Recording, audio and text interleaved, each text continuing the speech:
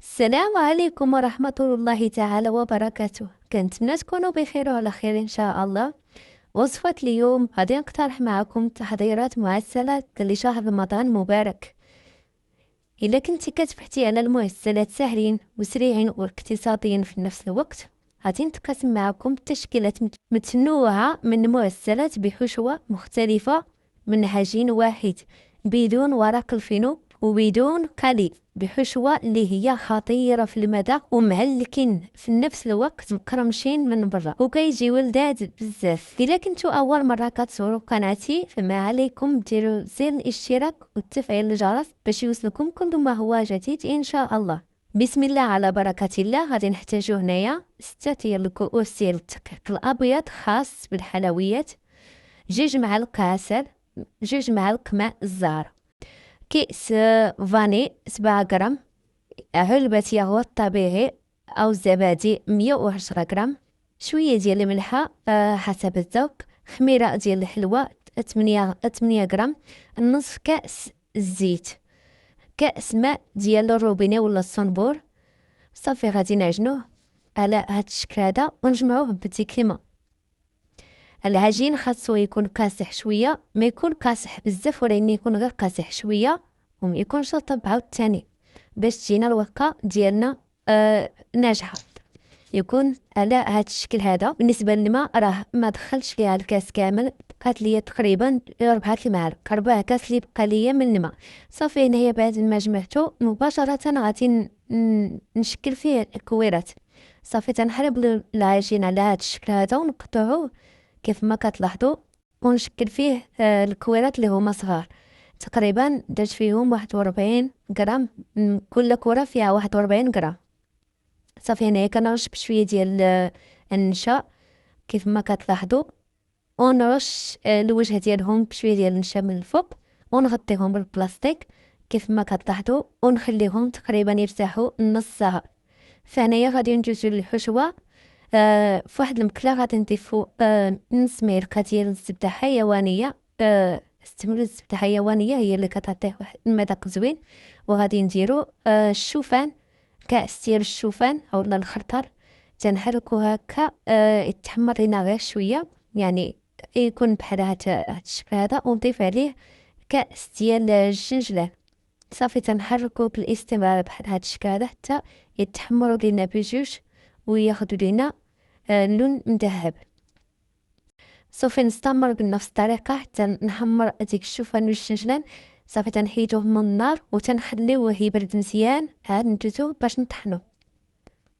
فانايا بعد ما برد لينا ديك الشوفان والجنجلان غادي نطحنوه في واحد العشوار كيف ما كتلاحظوا.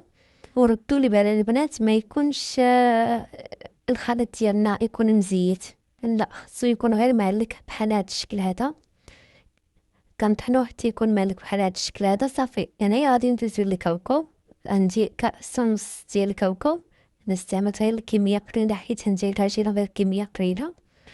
وبالنسبه للكاوكاو انا حمرته في الفران حيت ليه القشور ديالو حمرته في الفران. صافي هنايا طحنته وغادي نضيف عليه 3 المعالق ديال الكراميل. الكراميل حطيته غير من الدار، نقول لكم تستعملوه اللي كيتباع من برا. فانا غادي نضيف 4 كاس ديال الزبده اولا 4 المعالق ديال الزبده. الزبده حيوانيه حيت هي اللي كتعطيه واحد المذاق اللي يكون زوين. فهنايا غادي ندير 2 معالق ديال الماء الزهر، حتى الماء الزهر تيعطيه واحد النكهه اللي زوينه. صافي تنعجنوها على هذا الشكل هذا، تنخلطوا الخليط ديالنا مزيان. صافي تنخليوه جانبا. فهنايا غادي ندوزو العجين بعد ما ارتاح. غنحتاج النشا كيف ما كتلاحظوا. غادي نرش شويه ديال النشا فوق سطح العمل. كنسرح الكره الاولى حتى نحصل بها بهاد الدائره هاتي، وكنعاود نرش عليها بالنشا وناخذ قطعه اخرى ونسرحوها بنفس القياس ونعاود نرشوها بالنشا. وديروا كميه مهمه ديال النشا باش الورقات ديالنا كيبقاو مفروقين على بعضياتهم. دائما تنديروا قطعه وندير النشا، نستمر بنفس الطريقه حتى نسالي 6 ديال لكي تعرفوا بعضياتهم.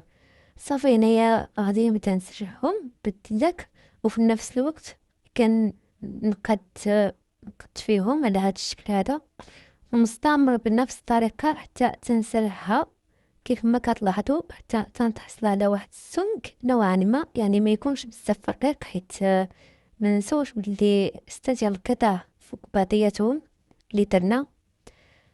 صافي حتى تنحصل على هذا الشكل هذا كيف ما كتلاحظوا، ودائما جوك الجناب نضغطو عليهم باش يرققوا، ونبدا نفركهم كيف ما كتلاحظوا على هذا الشكل هذا. راه ساهلين، نستمروا بنفس الطريقه حتى نفركهم كاملين كيف ما كتلاحظوا.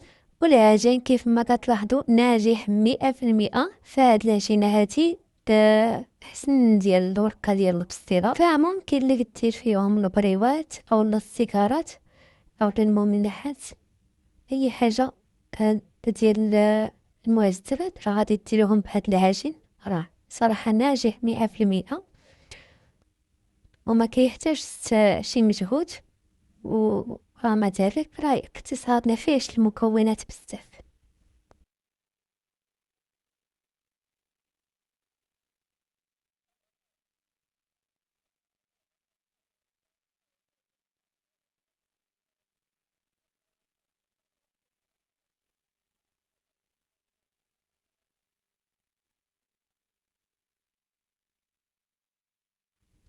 فهنا غادي ناخدو اول ورقه، غادي نسرحوها على هاد الشكل هذا، تنسرحوها مزيان، نكتوها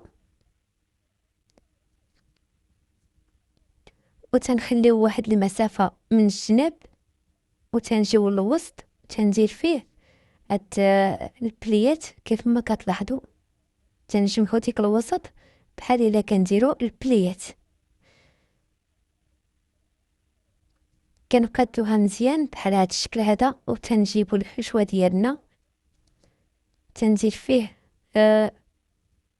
الكويرات على هاد الشكل هذا. من الاحسن توزنوهم باش تشدو الهبار، يعني يكونوا مقادين، يعني يكونوا بحال. فهنايا فهنايا غادي نستمر بنفس الطريقه حتى نكملهم كاملين، وكنطوي عليهم ديك الجناب كيف ما كتلاحظوا في الفيديو، وتنقرصوا ديك الوسط ديالهم بحال الا غادي، يعني بحال الا غادي نقادو بالبومبومه بحال هاد الشكل هذا، يعني تنشدهم من الوسط وتنقرصوهم. صافي هنايا غادي نقطعهم من الوسط وتنقلبهم بهاد الشكل هذا، يعني ديك الوجه اللي هنا سطح العمل هو اللي غادي يكون للفوق، تنقلبهم على هاد الشكل هذا.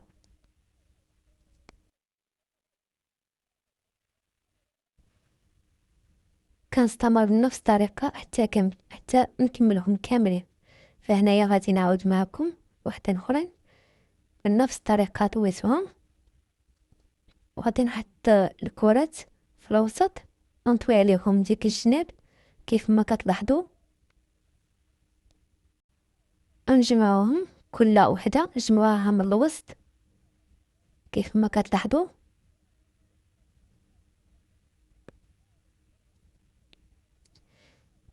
صافي هنايا غادي نقطعهم من الوسط على هاد الشكل هذا ونقلبهم، يعني ديك الوجه اللي كاين في التحت هو اللي غادي يكون من الفوق، غادي نقلبهم بهذا الشكل هذا، وضروري نقصهم من الجناب باش العجين يعني ما تفتحش لينا وتخرج لينا الفشوه. فهنا غادي نديرهم في واحد الصينيه دهنتها بشويه ديال الزبده وحطيت وحده وحده، وضروري نغطيهم بواحد البلاستيك باش ما ينشفوش ليا.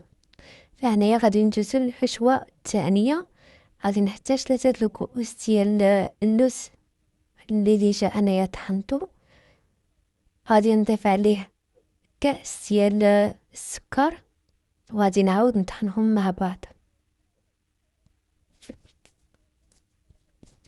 وخاصنا ما نطحنوش ديك اللوز حتى يتسيل فينا، غير نطحنوه حتى يدخل فينا مع السكر، حيت انايا ديجا طحنتو حتى يدخل فيا مع داك السكر. صافي حتى نحصل عليه على هاد الشكل هذا، غادي نضيف شويه ديال الملحه ومعلقه كبيره ديال القرفه ومعلقه كبيره ديال الكوفيتيره اولا المربى.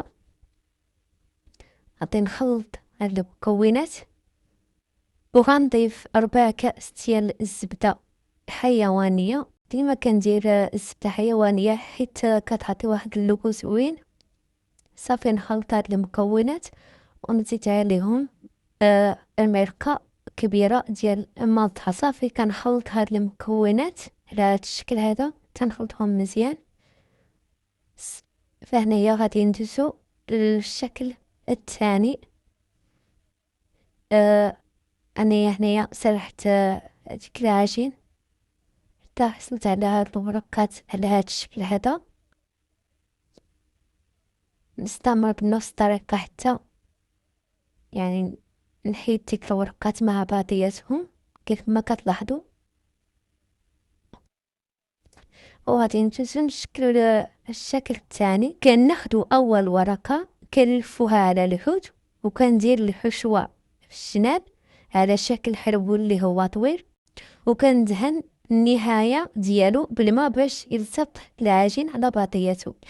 كنبدا ندفع العجين للوسط باش كنحصل عليها تكماش كيف ما كتلاحظوا. من بعد غادي نحطها في اللاطه ديال الفرن. صراحه كيجي المنظر ديالهم جميل وحتى في المذاق راه تيجيو رائعين بزاف. فين جربوهم راه غادي تكون معتمده عندكم. وصراحه حتى الطريقه ديال التحضير ديالها راه سهله، دابا كتوجدوها وكتحتاجش الوقت. صافي هنايا غادي نستمر بنفس الطريقه حتى نشكلهم كاملين بنفس الطريقه وبنفس القياس ونرجع معكم.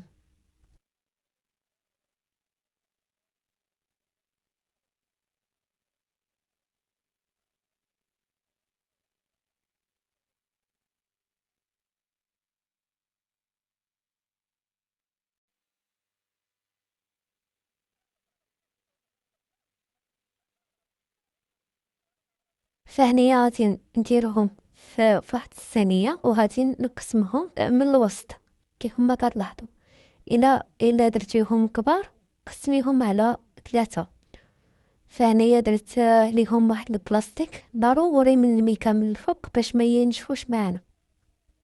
فهنايا غادي ندوزو للشكل الثالث.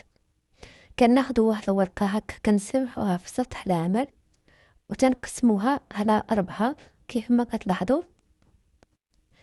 كناخدو واحد القطعه ديال العجين كنلفوها بهذا الشكل هذا حتى الاخير. نخليو واحد شويه من العجين من الجناب هو اللي غيكون القاعده اللي غنديرو فيها الحشوه. كندوروها بعد ما كمشناها كتجي بهذا الشكل هذا ونديروها في الصينيه ديال الفرن. كتجي طريقتها سهله وعاطيه المنظر اللي هو جميل. صافي نستمروا بنفس الطريقه حتى نساليهم كاملين.